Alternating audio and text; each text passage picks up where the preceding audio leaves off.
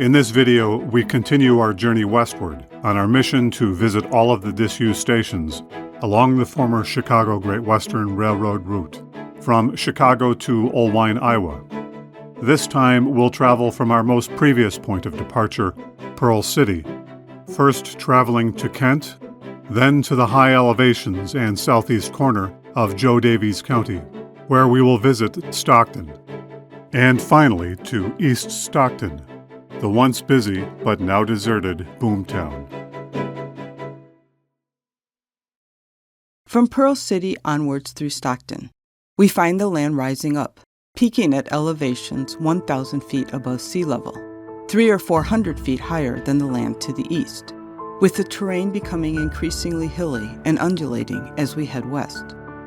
The next destination along the Chicago Great Western Line was Kent, the last station westward within Stephenson County, Illinois, originally about 5 miles by train. To reach Kent today, we'll travel north along Illinois Route 73 for almost 2.5 miles. We then turn left, bearing west, onto Dublin Road, Illinois Route 16. We'll meander for more than 3 miles along this road before turning onto Kent Road, Illinois Route 21.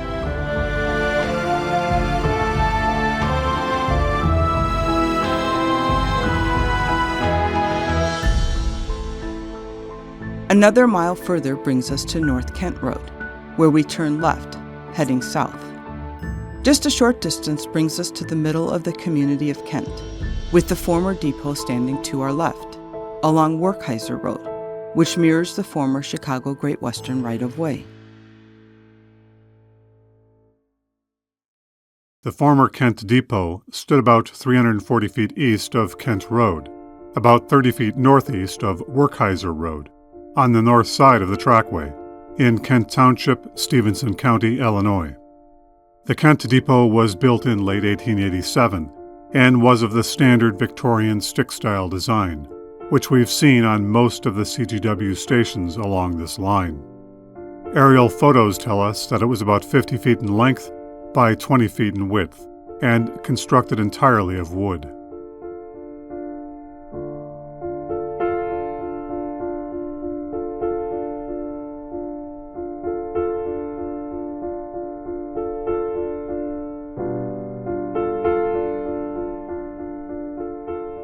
Grading for the railway started in March of 1887 in this area, using mule teams and manual labor, mostly German, Finnish, and Irish immigrants. The early railway made only shallow cuts and ridges, so the early railroad saw many steep grades along this section, from Kent westwards to Dubuque, Iowa. The railroad labor used narrow-gauge cars to move the fill from the cuts to the fill areas, completing their task by July of 1887. Freight traffic shipping hogs and cattle to Chicago started almost immediately upon completion of the depot and nearby stockyards, and passenger traffic started months later in February of 1888. As the depot never saw a significant amount of passenger traffic in its lifetime, it was a flag stop during its tenure along the line. Initially, Kent was to be one of the watering stations along this part of the railroad, as the steam engines thirsted for water over the increasingly hilly terrain. They had to dig a deep well, almost 300 feet deep, to strike water. A water tank was also constructed, about 30 to 40 feet east of the depot, and was 24 feet in diameter, 16 feet high, and stood 8 feet off the ground. A few fires in the water tank's pump house resulted in the railroad moving the water tank to Stockton in the mid-1890s. The Kent rail yard added a grain elevator in the late 1880s, constructed of wood and about 40 feet by 60 feet in size. By 1894, the Kent rail yard consisted of the depot on the north side of the tracks, a large warehouse directly across from the depot to the south of the tracks, stockyards to the southeast of the warehouse, and a small storage shed and the large water tank east of the depot on the north side of the tracks. 2 sidings carried eastward from Kent Road for a few hundred feet east of the depot. After the Chicago Great Western was bought out by J.P. Morgan in 1907, Morgan set about a series of capital improvements to improve the railroad. One of these included the regrading of the right-of-way from Kent to Stockton, flattening it out with deeper cuts and higher fill areas. They used 70 laborers, mostly African Americans, 12 teams of horses, and 2 steam shovels. They also double-tracked the entire line from Kent to Galena Junction at this time.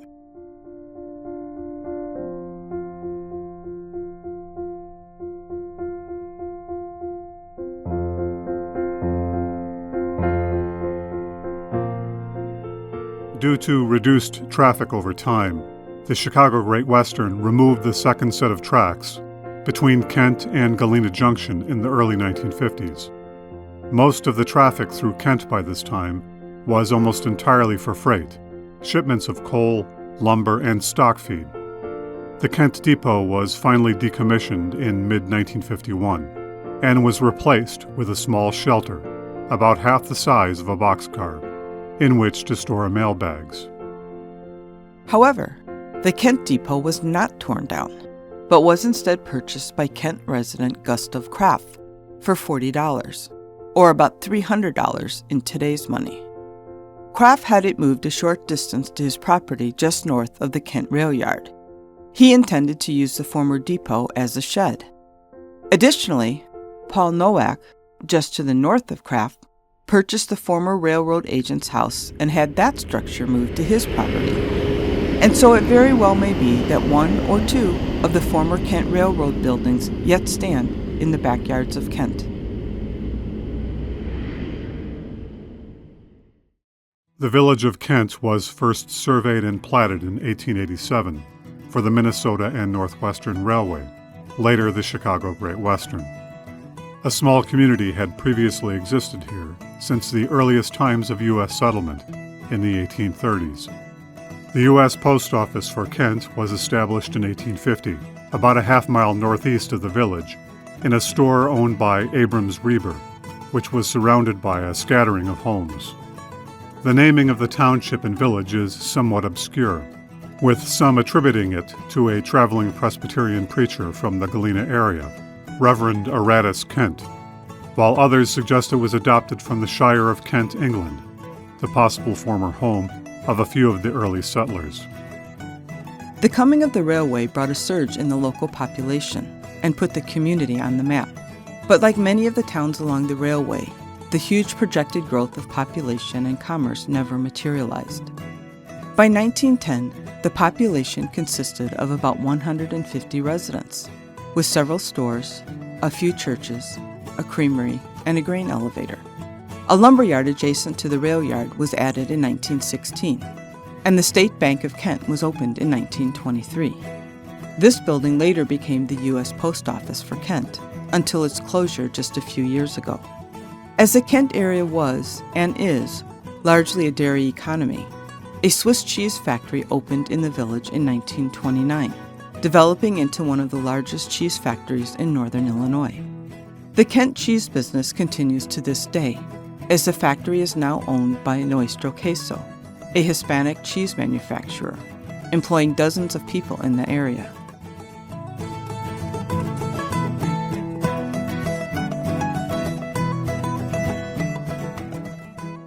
Today, Kent is an unincorporated community nestled in the undulating countryside of Kent Township, Stephenson County, Illinois, consisting of about 80 residents and about 50 dogs.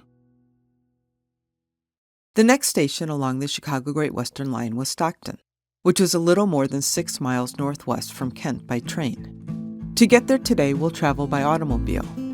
First, we head north along Illinois Route 21 for a third of a mile. We turn left onto Kent School Road. We travel westward along this gravel road for 1.5 miles.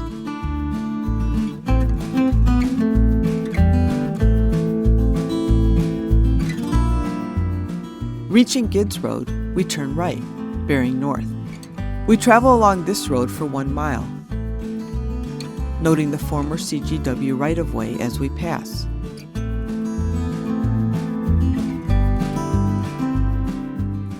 We turn left onto Cemetery Road and travel west for 1/2 mile.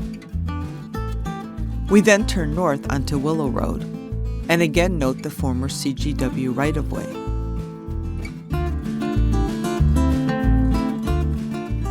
After 1 mile, we turn left onto East Stockton Road and travel 3 miles.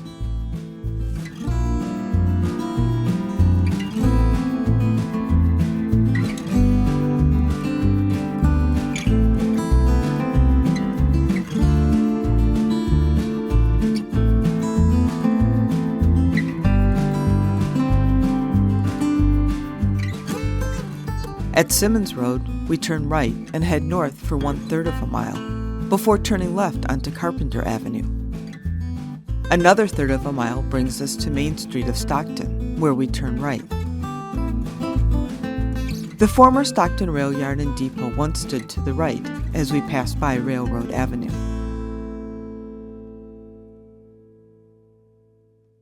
The Stockton Depot was located almost 200 feet due west of Main Street, Illinois Route 78, and 160 feet south of Queen Avenue, standing on the north side of the tracks in Stockton, Jo Daviess County, Illinois. The depot was approximately 70 feet by 25 feet in dimension, being of wood construction, using the standard Victorian stick-style design of other CGW stations. The depot itself was built in the 1888 timeframe, with freight service starting in 1889 and passenger service launched in 1890.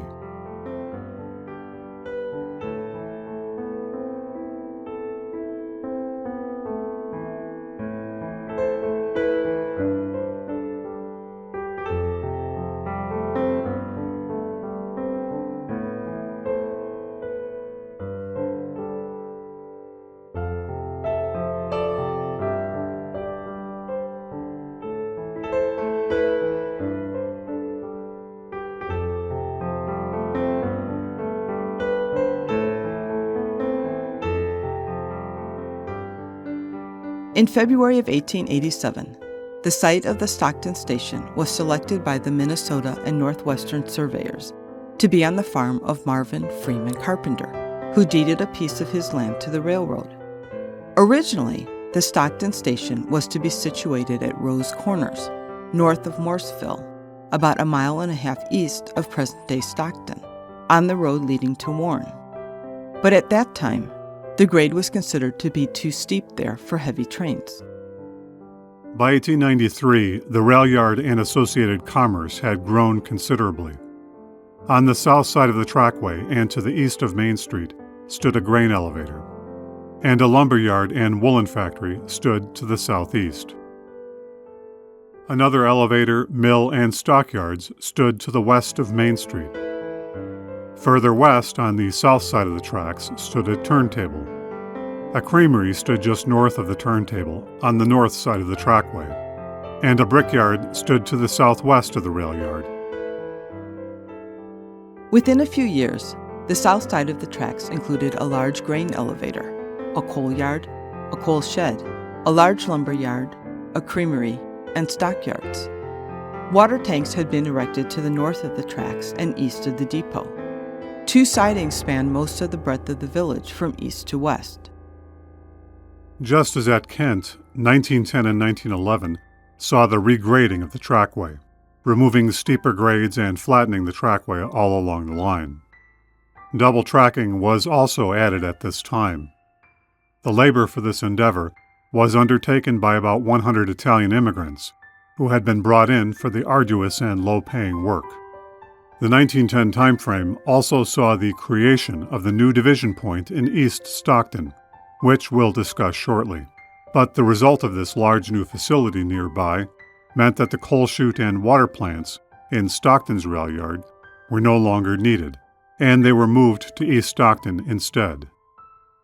Once East Stockton had completed its 20-year run as a division point, that facility was closed down, and the dispatcher's office and tower were relocated from East Stockton to Stockton, moving the building along the railway in August of 1930, locating it just east of the Stockton train depot. In 1948, the Chicago Great Western switched over from steam engines to diesel engines, which were more powerful. These new engines meant that a single engine could pull a much longer train, so fewer trains were needed with smaller train crews. And so the dispatcher office and tower were officially shut down in May of 1949. Stockton thus fell back to being just another train station along the line. With waning passenger traffic, the original Stockton Depot, built in 1888, was demolished in 1959. Passenger tickets and freight traffic were managed out of the dispatch tower building next door. Passenger service finally ended in 1965. In 1971, Stockton's dispatch tower was demolished and replaced with a mobile home to manage freight traffic. But this only lasted for a short time, and the last CGW freight train passed through Stockton in 1972. The original U.S. settlers of Stockton Township were likely miners, as lead had been successfully mined further north along Fever River near Galena, as well as near Dubuque, Iowa, along the Mississippi, for a few decades prior. The Stockton Township U.S. Post Office was first established in 1853, about 1.5 miles south of the present-day Stockton. The post office, along with a few houses and a church, represented the settlement of Stockton for the decades following. However, things changed dramatically when the Minnesota and Northwestern Railway entered the scene, charting their new railroad through the northeast quarter of Stockton Township in 1887. Originally, the depot was going to be situated to the southeast of present-day Stockton, about 1.5 miles east. However, local landowners persuaded the railroad surveyors to use the site within Stockton by pledging to purchase sufficient land for the new depot and rail yard from local farmer Marvin Freeman Carpenter for the sum of $800, about $30,000 in today's money.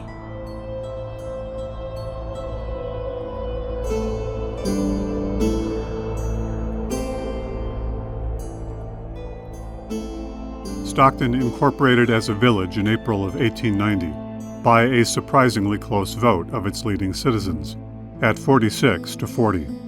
The name Stockton was chosen by village residents in deference to the township name of Stockton, which had been so named 40 years or more earlier.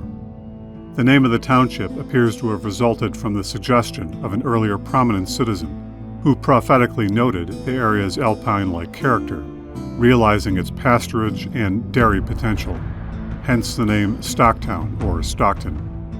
It may have also been in deference to earlier Stocktons in the east of the U.S., in either New York or New Jersey. The creation of Stockton as the railroad center for the area doomed other nearby small towns, such as Morseville and Pitcherville. Businesses and population moved from these places to the newly built Stockton. In 1899, local businessman Charles Herman conceived of the idea of building a first-rate hotel in Stockton so as to leverage railway traffic and to build commerce in the new town. He purchased an ideal lot at the northwest corner of Main Street and Queen Avenue and commenced building in February of that year.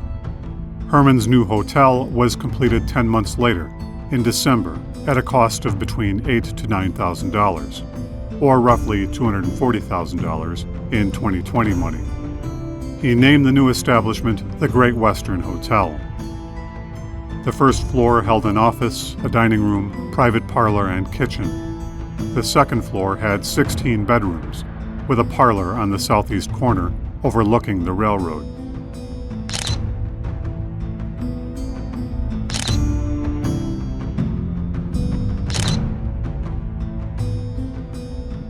By 1905, there was talk within the Chicago Great Western of making Stockton the division point between Chicago and Oelwein, Iowa. But this would necessitate some large additions to the rail yard, including a massive coal chute just across from the hotel and along the Main Street Bridge. The residents of Stockton, although keen to be the new division point, were not keen about some of these proposed changes to the rail yard. In 1913, a state road was put through as part of Stockton's Main Street, in what is today Illinois Route 78. This major through road, along with the railway, greatly boosted the village's commerce.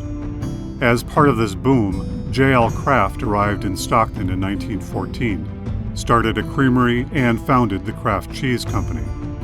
Kraft saw the location as ideal, situated in dairy country with ready access to the railway and roads. Kraft owned the cheese factory here until 1998, when it was sold to Brewster Cheese, which still produces Swiss cheese to this day.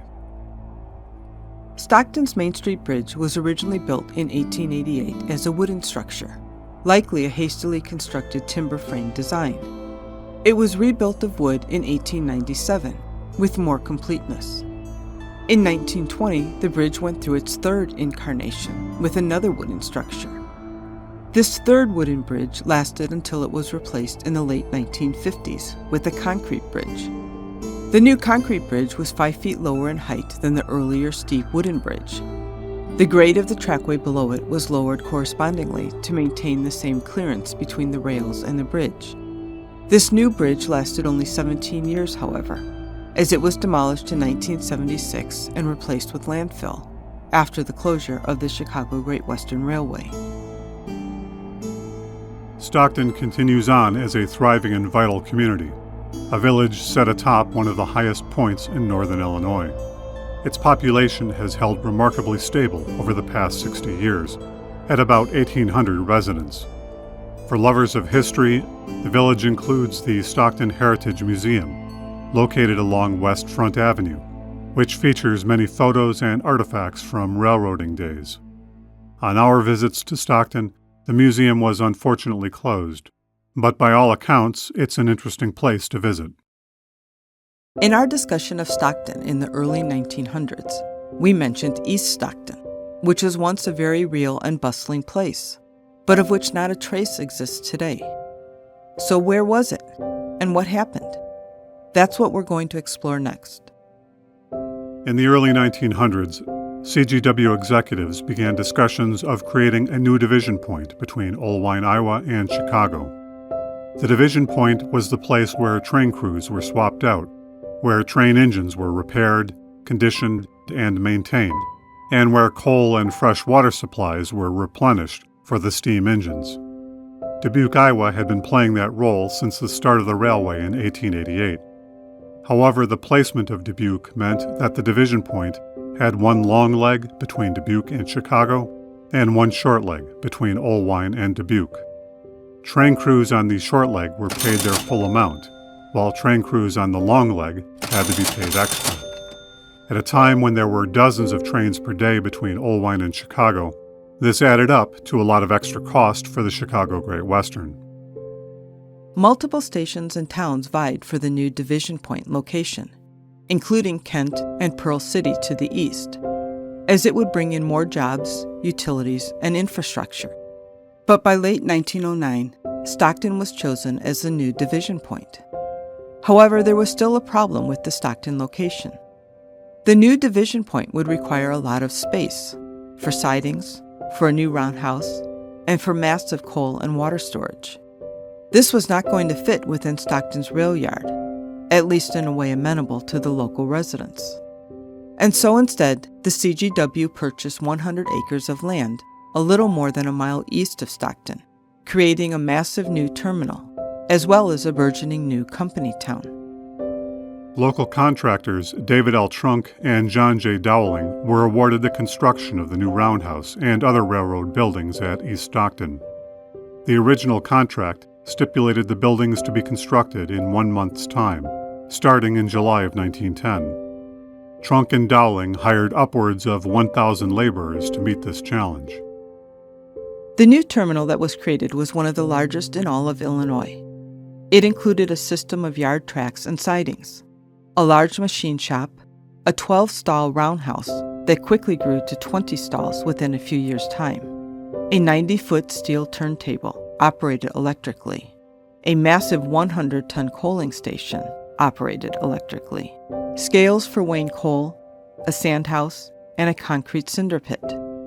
The new facilities also included a water station and a water treatment plant, incorporating a brick pump house, a 100,000-gallon steel water tank, and 2 deep wells. A steam boiler electric power plant supplied all of the electricity for the new terminal. The new rail yard also included a dispatcher's office, as well as a yardmaster office. And for the train crews, a new commodious inn was built, called the Rest House, including dining facilities. The new terminal was completed in December of 1910 and first used in January of 1911. All totaled, the Chicago Great Western paid about $1 million, or $22 million by today's money, to create the new division point at East Stockton. Houses and cottages were built adjacent to the new facility for newly hired workers and their families, who were pouring into the new town. Estimates vary as to the size of the East Stockton workforce during its heyday in the 1910s, but it was likely in the 200 to 400 range. About 20 of these were office workers, while all the rest worked in the yard or the roundhouse. Many of the original workers at East Stockton were Italian immigrants, as well as a number of African Americans. In 1915, many of the Italian workers unceremoniously walked off their jobs when they were summoned back to their native country to serve in the Great War, under the threat of confiscation of their properties or future imprisonment by the Italian government. The boomtown also featured a telegraph office, an ice house, general stores, and billiard rooms. But a housing boom never truly materialized at East Stockton. Notably, by 1915, East Stockton had yet to provide any schools, sidewalks, or police protection. And so most of the East Stockton employees lived in Stockton, a short distance west, and were driven to and from work by a motor bus, operated by the Chicago Great Western. In fact, this became a sore point for workers over time, as they believed that the CGW would extend their working hours, usually unpaid, by pushing out the bus schedule. After the boom years of the early 1910s, the first layoffs at East Stockton occurred in 1919, during a post-World War I recession. Regulatory issues, labor problems, and reduced agricultural freight resulted in more layoffs in the years that followed. In 1929, the stock market crashed, as well as the U.S. economy. For East Stockton, the coup de grace came when the Chicago Great Western committed to using larger Texas 210-4 engines as a cost-cutting move, thereby reducing the number of engines needed on the Old Wine to Chicago branch. Thus, half of the roundhouse workers were laid off in 1929, with only 60 workers remaining. Months later, in early 1930, only 7 employees remained at the roundhouse, and these few were then dismissed in the summer of 1930, when the roundhouse and the East Stockton facilities were officially closed down. As we've already noted, the dispatcher's tower at East Stockton was removed to Stockton in the late summer of 1930. A few years later, in the summer of 1935, a work crew tore down the roundhouse at East Stockton, the brick being sent to Old Wine, Iowa for reuse. They also removed the large steel water tank and demolished the massive coal chute. By the end of October of that year, nothing remained of the former busy terminal, rail yard, and community, going bust less than 25 years from when the facility was built. Today, the site of East Stockton is not hard to find. The 100-acre facility was once located a mile and a half due east of Stockton Village, stretching east-west to the south of East Stockton Road and to the east of Curtis Road. No trespassing signs greet the visitor at a small gravel road that leads into the former terminal. The site is owned by the Village of Stockton and is used by the community as a yard waste landfill. We called the village clerk ahead of time to confirm that it was okay to drive onto the site, in spite of the no trespassing signs posted outside the gate. They gave permission and advised us to be mindful of it being deer hunting season, to honk our car horn occasionally, and to wear bright-colored clothing. Sound advice.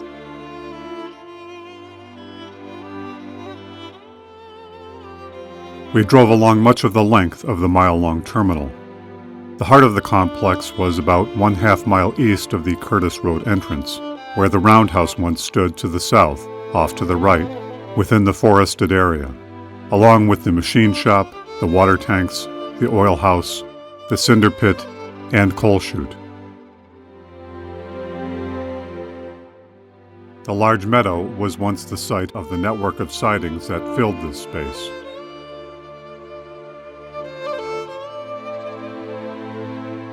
We also drove down a few of the side tracks to get a better look within some of the forested sections. Along one track to the south, we found the concrete foundation of a large structure, which was possibly the oil house, based upon the original designs of the terminal.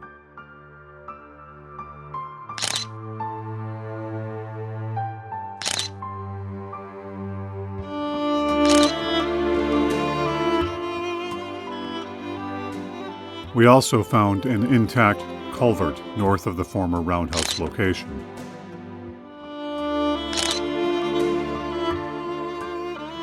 There may be other remnants buried in the forest, but given the time of year, it was not a good day to hunt for them, so to speak. Today, the East Stockton site seems utterly deserted and devoid of any of the human activity, sights, sounds, and smells that must have filled the place 100 years ago. Then there would have been a constant stream of incoming and departing trains, the din and tumble of coal cars being loaded, thirsty engines spewing steam while guzzling hundreds of gallons of water, the unceasing yells of yard workers through the choke of the coal dust, the purr and bellow of the coal-fired electric generators, and the pings and dings of clanging metal echoing from the machine shop.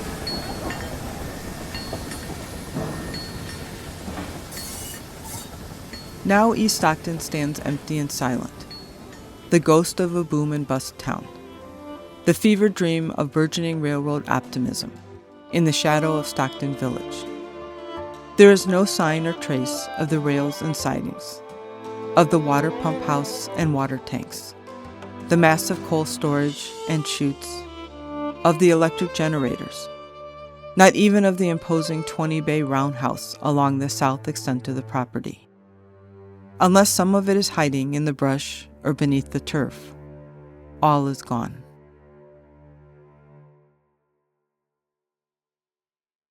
We'll close out this chapter of our Chicago Great Western Disused Station tour in the town of Stockton, Jo Daviess County, Illinois. If you are enjoying these videos and are so inclined, please remember to like, subscribe, share, and comment. It truly helps our channel grow and informs us what our viewers are interested in seeing. In the next episode of this journey, we'll continue onwards west, pursuing the trail of the Chicago Great Western across the hilly terrain of Jo Daviess County. We'll see you then.